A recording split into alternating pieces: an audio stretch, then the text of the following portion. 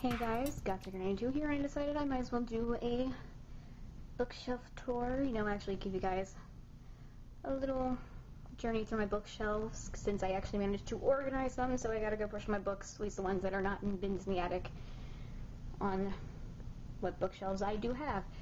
So, little update, because I actually managed to put some of these back before getting back to reading them, so starting up, we got Big Fish. And then, since I finally picked up the sequel, I Am Not a Serial Killer, and I Don't Want to Kill You by Dan Wells. This one, oh my god, it put me on hold because it completely threw me off. But it is amazing. I love it so far. And moving on, I am one book away from actually having the full series, and that is the prequel series to Cirque Du Freak, which is the saga of Martin Krebsley. Oh my god. Yes, I finally decided to get back to reading the first book, so yes. I didn't just go on my nice little break, I decided to get back to it. That's the thing, these are amazing books, they're quick reads, but they're not too quick to the point where it's just oh, this goes by way too quickly, this is too fast. It's no, these are just the perfect speed, perfect pace, and oh my god, stomach, stop it. Hopefully you do not just hear my stomach, but obviously you just heard me talk about my stomach, so yeah. It's an amazing series, and I can't wait to get the third book, because I have the first, the second, and the fourth. First, second, fourth. Great order, right? Totally. And also, my personal favorite covers, just saying.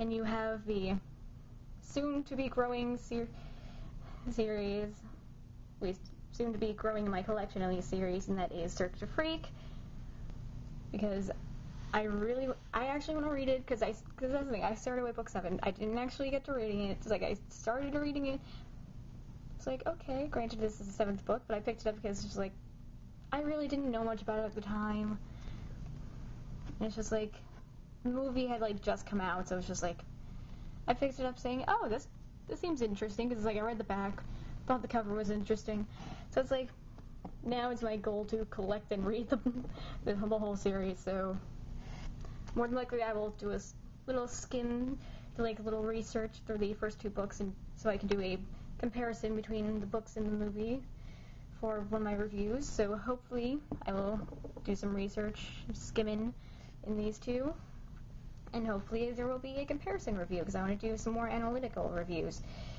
Next up is 2 more Darren Shan books, which is another collection of, another series of his that hopefully will be growing on my bookshelf, and that is the DeviantART series, and right now I have the first 2 books, which is Lord Voss and Demon Thief. Again, amazing books. I just love the way he writes. It's fun, but gory at the same time, but it's not too gory. He just creates these amazing worlds, and these amazing characters, and I just love them. And you have Autumn, the City, by David Moody, and that was basically probably one of the first 2 books I picked up in my attempt to read zombie apocalypse books, and it's just yeah, never really, it's I tried reading it, I couldn't get into those books. I got nothing against zombies, but yeah, not my kind of books. Next up is Storytime. I got this one a while ago. Every time, it's I start reading it, and then it's I put it down for a second, and I'm what was I doing again? For some odd reason, it's whenever I hear the thing about the Peter Pan play, it's just when my mind stops. It's just okay. Because then I start thinking of I think it was the 1953 television movie for Peter Pan, the one with Mary Martin. Oh my god, I grew up on that, because my parents had a recording of it. So hang on, ooh, gotta change the hand position, because I'm trying to do this slightly differently. And in here we have Got Fangs and the sequel book, Circus of the Darned. Honestly, I've only read the first book, but oh my god, I love it. And actually I read that before even finding out about the Darren Shan books. But if you like the Darren Shan books, you will more than likely Got Fangs. The writing style is definitely different, but it's a very similar setup in the fact that it takes place in in this whole circus grounds and whatnot. It is funny, it is dark, it is a great vampire book, and it's essentially Cirque Du Freak, except the main character, it starts out as a freak and basically has lived on the little campgrounds for a good portion of her life. So yeah, it's essentially Darren Shan, but if Darren Shan was a girl. Next up we have Red is for Remembrance. I know I had another one of these. I don't remember where it was, and where it went at least, but yeah. I started reading it. I think it was like Blue. I forgot what that one was, but it's just like, I have that one too. Somewhere, probably in the book it's probably in one of the bins in the attic. Next up is Speak. I have the sequel book for Catalyst in one of my little bins over, the little bin over there, that little bottom thing. I have Catalyst over there. But yeah, I got Speak. I honestly love that book, as you could tell from the wear and tear. Oh my god. I wore this book down. It means it hasn't fallen apart yet. Same with my Lois Duncan books. Oh my god. And little baby me. Let's move me out of the way. Move me out of the way. And Bulbasaur, move you out of the way too. Yes, the little jelly jars, if anyone remembers those. So yeah, got all the Lois Duncan books. My first was Down a Dark Hall, which I had to actually read in school at one point, because I had awesome teachers that made us read things like that. So I started reading Down a Dark Hall, because if I remember correctly, I read the one with this cover first, and obviously I had that one first before getting this one. But I got this one at a book fair, and it was, oh my god, I miss book fairs. They were fun. So yeah, I personally love these kinds of books, and plus Down Dark Hall also dealt with an artsy character, and it was just like, it was like dealing with this art school and this amazing mansion. It's just like, oh my god, I could picture it perfectly, and I need to completely just switch hands with the camera. So yay, time for shaky cam and whatnot. So yeah, here is the Ender's Game and Ender's Shadow. Ironically enough, I actually started with Ender's Shadow because I actually picked this one up first a while ago, a couple of years ago. Obviously, the books are definitely different. Ender's Game, I should really start reading this one instead of picking up where I left off on this one, because that's the thing, I picked this one up in Sears Essentials years ago, and I was just hooked on it. I was actually reading it while I was walking around the store. I'm amazed it didn't bump into anything. But yeah, I'm probably gonna stop reading that one when I get back to this series and start with Ender's Game. Read it in order. But yeah, then you have Cut. You have Watchers #1, Last Stop. I have a lot of books like these. Down here you got my Little American Girl dolls. Love them both. I got them both at Colonial Williamsburg, because that's the joy of living in Virginia. You can get all this stuff. So I got their little books that came with them. And then behind Elizabeth over here, we have Nancy Drew's Guide to Life, which have some hilarious quotes and hilarious and even funnier uses of them. Then you have the R.L. Stine books. My personal favorite out of all of them, The Headless Ghost. I will always read that one, and even now I love to go back to it. Although the episode is lackluster, and I hate the episode so much because they changed so much about it. Because that's the thing, this is one of those books that actually did manage to scare me, and I love it so much, but the episode, I hate it so much. So if you're ever curious about Goosebumps, I suggest reading the books first before watching the episodes, if you can. I mean, I know nowadays it really is kind of hard, especially with the hub, since they do show Goosebumps, and wow, that's my dog. But yeah, if you haven't seen the episode for The Headless Ghost, read the book first. I suggest it. Then you have Night of Living Dummy, which I still have yet to see the episode for. I've read the book multiple times. I love it, obviously, due to the page coloring. I had these for a while now. It's like, I got those back in, elementary school. I love those. Oh my god.